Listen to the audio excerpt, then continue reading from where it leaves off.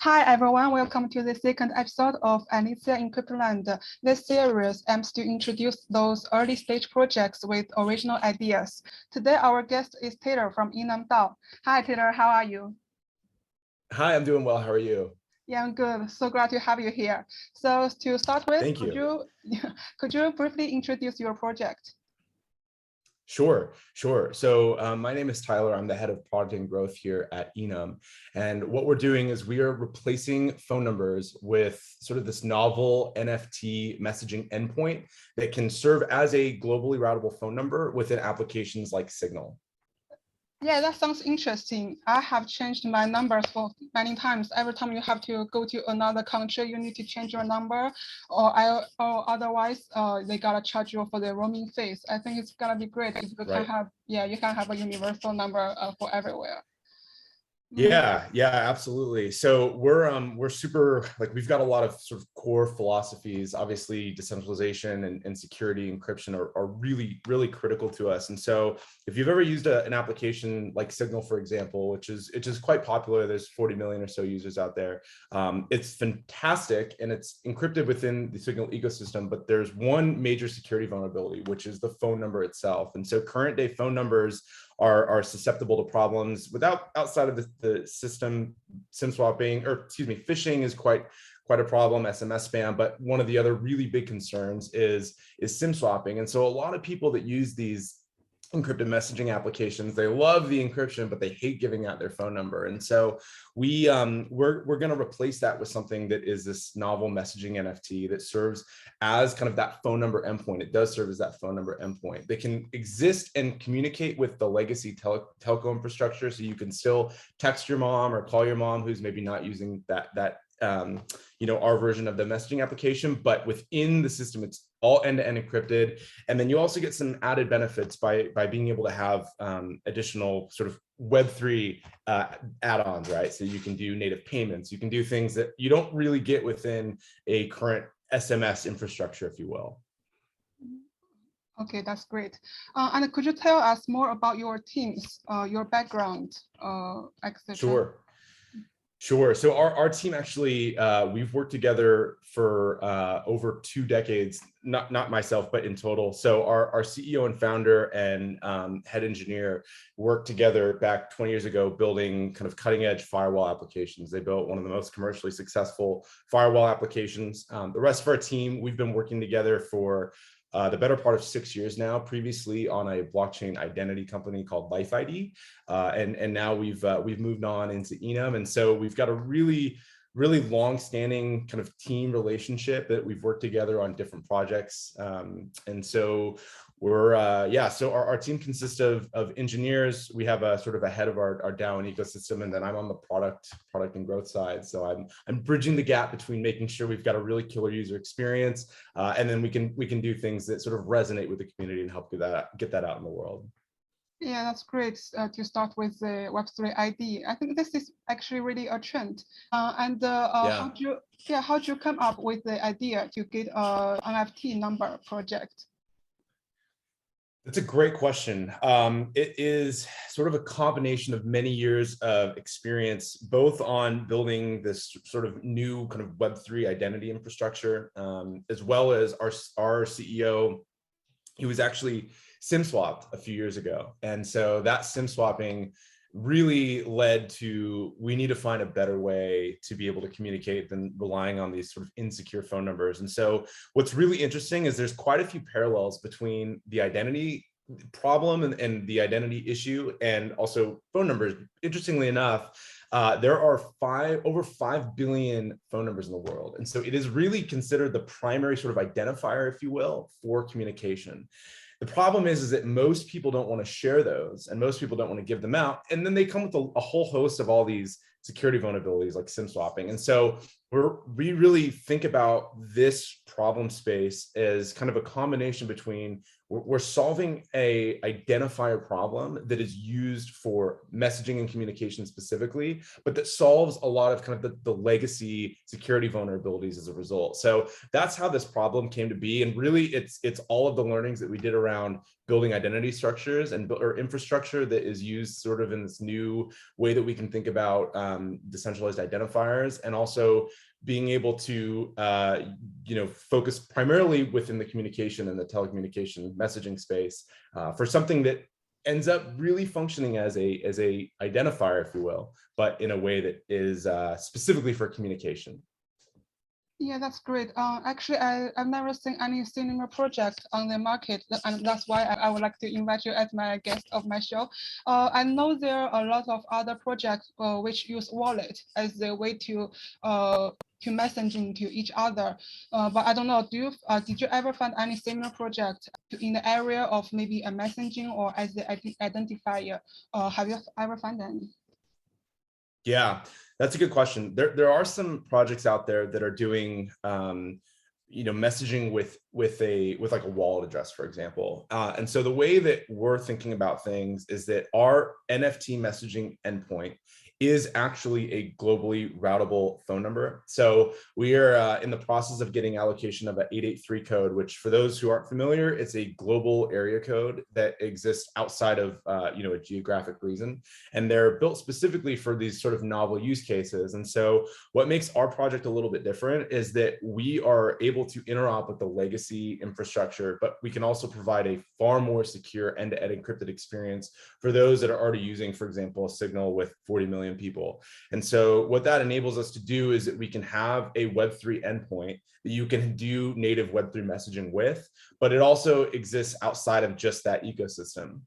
So this means that you can connect things like your ENS name or your Web3 name, for example. It's not exclusive just to Ethereum, but because it's an NFT, it also provides graphical or sort of visual representation that you can use to solve other problems that are related to, is this person actually who I think I'm speaking with? So if you get a phone number that texts you, for example, and you say, hey, this looks like someone I might know, but you really have no idea who it is, we can solve some of those problems as well with a generative NFT that could function as sort of think of it as like a PFP for messaging, right?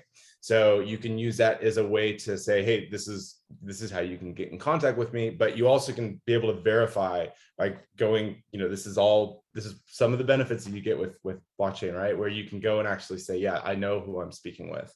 And so those are, so that's a little bit of how we are differentiated from just like a wallet messaging application. We see the world moving in terms of this decentralized wireless trend where eventually everything's going to become data only, and we want to be positioned to use that infrastructure, but also be able to still ensure that we're working and kind of communicating with the legacy tech as well. Okay, great. Yeah, I think the point I like about your project is that you focus in only one point. Like you are a number. You didn't even try to add other functions, but in other way, it's a very large scale. You try to incorporate both people from Web2 and Web3. So just focus on one point, but you can cover the most of the people. Yeah, and that's just our pragmatic, execution, right? Obviously, it's great if you can blow it all up and just rebuild a better solution stack. The challenge is that growing the network effect is really difficult. And so what part of why I think we're poised for a lot of success is that our strategy is predicated not on necessarily building out network effect, but we can leverage existing networks, whether it's ENS users that want to use their ENS with Signal. There's 1 million people that own an ENS name, right? There's actually not 1 million people that own it. There are 1 million registered ENS names currently. There's 40 million people using Signal. There's 5 billion people using phone numbers. And so if we can create this sort of disproportionate amount of value for those groups, we can really scale up quite fast and not need to worry about trying to build out those kind of network effects. And so from a strategic standpoint, it's really how we're going to attack the market, and we're leveraging what we're doing to make just all of these tools that we're familiar with even more useful. Okay, and except ENS, what other NFTs I can use as my member? Is there any kind of NFT counts?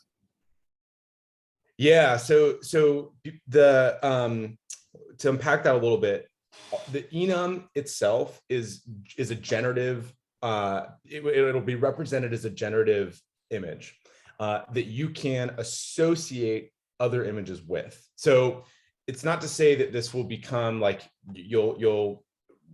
it's not to say that this Enum will be like sort of embedded in like a current NFT, for example, but you can use this as think of it as you're using it as your messaging NFT. So just like you'd use maybe a Bored Ape or like a Nouns on your Twitter profile pic, you could have this NFT that is used specifically for when you want people to message you. And so that's how the actual generative or the art side of it comes into play. So part of that is it's fun. Part of it's that it's something that's a little bit more interesting or creatively aesthetically pleasing than just a number. So that's the actual image aspect of it. But it will still enable you to use like you would a current profile pic, but specifically for messaging connectivity. Oh, okay, great. And in terms of the infrastructure, what do I need to use Enum? Like I always need Wi-Fi or anything else?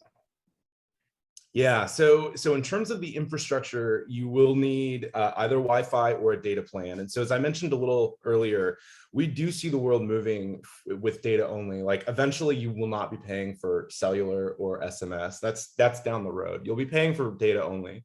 And so we're positioning ourselves to really be that endpoint that'll be used within a data only network, but with the caveat being that it will still work within that traditional telco space. And so for now, if you want to be able to message people via like the regular SMS or do a phone call, for example, you'll need to still have some cellular connectivity for that, obviously.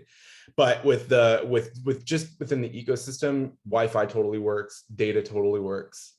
You don't actually need the cellular connection. Frankly, it's better if it is within network, if you will, because it does provide the true end-to-end encryption that we'll have with our messaging application. So that's what you would need, but it's something that you would presumably already have if you're using a smartphone, for example, or if you're using this on a desktop or a laptop. So yeah, that sounds very interesting. Can't wait to try it. How about the development of your product? When I can actually use it? Sure. So we actually just announced the waitlist for our alpha product, and that will come out in early July, so a little under a month from now. Okay. Our alpha will be a desktop only version that enables you to connect your ENS with a version of Signal. So it'll be supported on Mac and Windows, and you'll be able to do an ENS lookup. So functionally what you'll do is you'll add your phone number as a text record, and then that'll enable you to do a lookup, and you can message other ENS names that have that text record set. So within the Signal ecosystem. So this will be our own flavor or our own version, but it'll interop with all of the other existing Signal users that are out there, which is about 40 million or so. So that'll be the alpha release that comes out. Our full version, where you'll actually be able to mint that NFT that is a globally routable phone number, will be later this year. And we'll have iOS and Android versions of that, which is primarily how people do messaging or want to do messaging, I should say.